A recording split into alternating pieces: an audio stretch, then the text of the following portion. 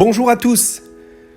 Je suis très heureux de vous retrouver aujourd'hui pour partager avec vous une magnifique et extraordinaire histoire de notre cher maître Rabbi Akiva.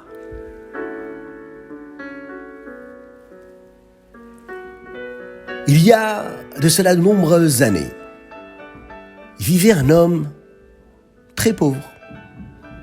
Mais c'était un homme vaillant, un homme qui n'avait peur de rien, un homme qui faisait des efforts pour aller travailler. Même s'il était pauvre, il se battait pour pouvoir gagner sa vie, pour nourrir sa famille. Il ne se laissait pas aller.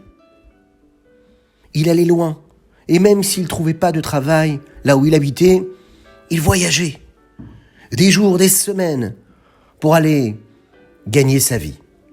Un jour, sa femme lui a dit « Mon cher mari, tu sais, nous n'avons pas de quoi manger. Alors, ce que tu vas faire, c'est que tu vas aller dans une autre ville et puis tu resteras là-bas, tu gagneras de l'argent, de quoi nous nourrir et puis ensuite tu reviendras à la maison. Ce sera plus facile comme ça. Ne t'inquiète pas, je n'ai peur de rien et puis je m'occuperai des enfants. Et quand tu reviendras, tu auras tellement d'argent qu'on sera tous heureux. Ce sera difficile, mais toi, tu iras travailler, puis quand tu reviendras, ce sera génial, ce sera bien. On pourra vivre normalement. » Bien sûr, l'homme était très triste. Il était très triste de quitter sa famille, mais il n'avait pas le choix. Il a donc préparé ses affaires. Et puis, il prit la route. Et il alla de ville en ville, de quartier en quartier. Il cherchait du travail, mais il ne trouvait pas de travail. Au bout d'un certain moment, il est arrivé dans une ville très éloignée. Et dans cette ville-là se trouvait un homme très très riche. Et qui, lui, avait besoin d'un homme pour venir l'aider à travailler avec lui, chez lui à la maison. Mais pas seulement chez lui à la maison, pour s'occuper de tout ce qui lui appartenait. Il avait de grandes maisons, il avait des champs, il avait des vignobles, et puis il avait des animaux.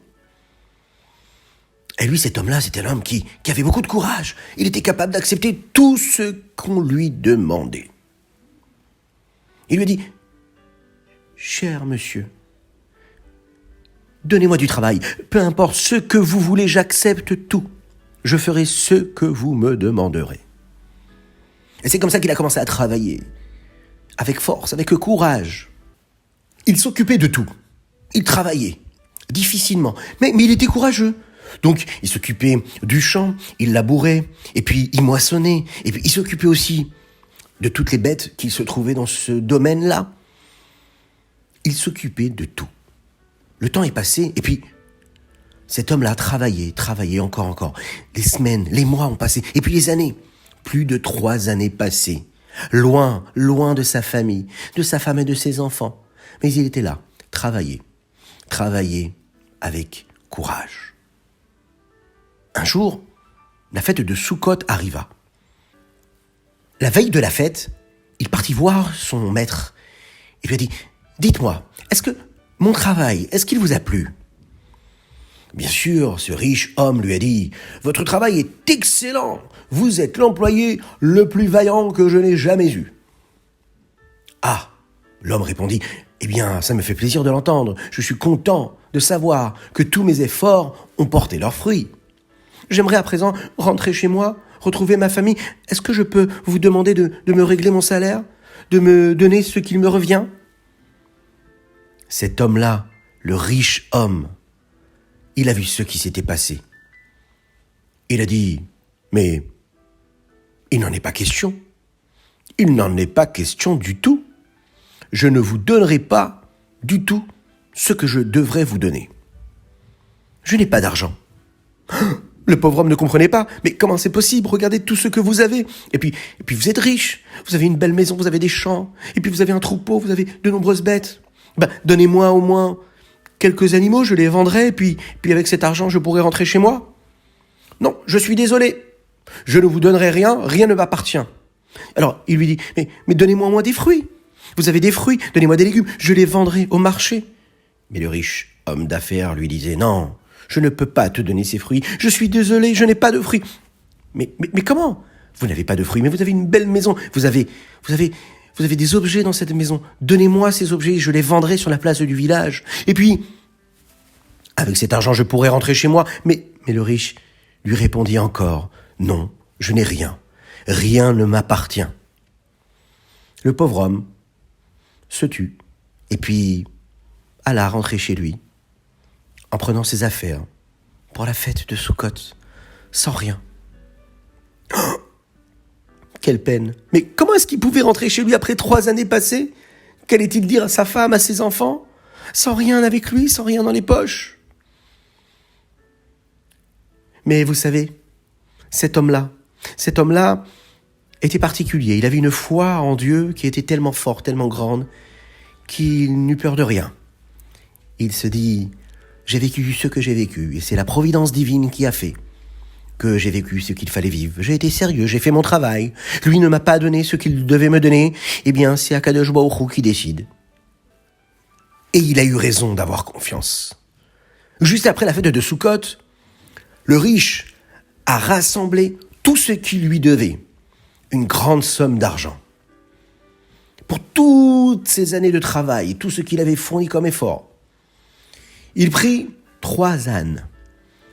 Il les a chargés de nourriture, de cadeaux, de toutes sortes de cadeaux pour toute la famille de ce pauvre homme qui avait travaillé tellement difficilement, avec tellement de courage. Et il prit la route, lui, cette fois-ci, pour aller chez le pauvre. Lorsqu'il arriva, lui, chez le pauvre, bien sûr, le pauvre homme, qui avait de tellement belles vertus, de tellement bonnes midotes, lui a ouvert la porte de la maison, l'a installé. Ils ont mangé, ils se sont installés, ils ont commencé à discuter ensemble. Et là, le riche lui a demandé une question. Il lui a dit, mais quand je vous ai dit que je n'avais pas d'argent pour vous payer, qu'est-ce que vous avez pensé de moi?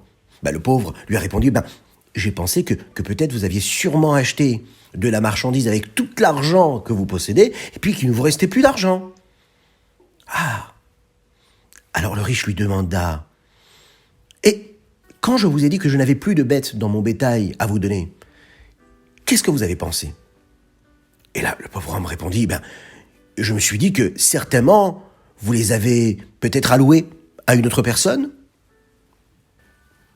Le riche lui dit, à ce moment-là, et quand je vous ai dit que je n'avais même pas de fruits et de légumes à vous donner, que rien ne m'appartenait, qu'est-ce que vous avez pensé? Et là, le pauvre homme répondit, j'ai pensé que peut-être, vous n'en aviez peut-être même pas en fait, que cela ne vous appartenait pas parce que vous n'aviez pas encore fait la mitzvah du maaser, vous n'aviez pas prélevé la dîme sur ces fruits-là. Et donc, ils n'étaient pas consommables. À ce moment-là, le riche s'est tourné vers lui et lui a dit, « Et quand je vous ai dit que je n'avais rien à vous donner, rien, qu'est-ce que vous êtes dit ?» Et là, vous savez ce qu'il répondit, le pauvre? Il répondit, « J'ai toujours vu en vous quelqu'un de bon, quelqu'un de juste. Je me suis dit que peut-être vous aviez offert tous vos biens au Beth Amikdash. Tout était Ekdesh, tout était sanctifié et offert pour le Beth Amikdash. Aussi riche que vous étiez, toute cette richesse appartenait à Dieu, au Beth Amikdash. » Le riche était très ému. Alors il dit comme ça au pauvre, « Sachez que tout ce que vous avez pensé est donc la stricte vérité. C'est réellement ce qui s'est passé. Moi, j'avais fait le vœu, le neder, d'offrir tous mes biens au Beth Amikdash. Tout était Ekdesh. Et donc, plus rien ne m'appartenait, même si c'était en moi, avec moi, et que je m'en occupais, je le faisais pour le Beth Amikdash. Et sachez une seule chose, que quand j'ai vu ce qui s'était passé, je me suis dit, mais est-ce que j'ai bien fait de rendre tout Ekdesh, tout sanctifié? Et là, je suis parti voir les rabbanim. Et là, ils m'ont dit, mais pourquoi est-ce que tu as fait ça? Je leur ai répondu, parce que je voulais que mon fils soit un tzaddik. Et donc j'ai dit, voilà, Hachem, je t'offre tout ce qui m'appartient, toute ma richesse matérielle, je te l'offre, afin que mon fils soit un tzaddik. Mais là, je me suis rendu compte que je n'avais pas de quoi vous payer. Alors, je suis parti voir ces sages-là. Et eux ont décidé de me retirer ce neder, ce vœu que j'avais fait. Alors, maintenant, je suis venu avec tout ce qui m'appartient, toute cette richesse et tous ces cadeaux pour vous remercier. pour vous remercier de m'avoir jugé favorablement, comme il fallait. Est-ce que vous savez comment cet homme-là s'appelait? Ce pauvre homme s'appelait Rabbi Akiva. Et comment s'appelait cet homme-là qui était tellement riche? Eh bien, il s'appelait Rabbi Eliezer ben Orkenos.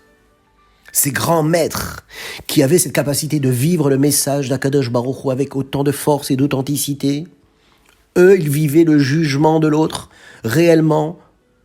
Cet homme-là qui était riche, qui donnait tout ce qui lui appartenait pour Akadosh Baruch Hu, pour sanctifier tout ce qui lui appartenait, sa richesse, en Ekdesh, sanctification totale de tout ce qui lui appartenait.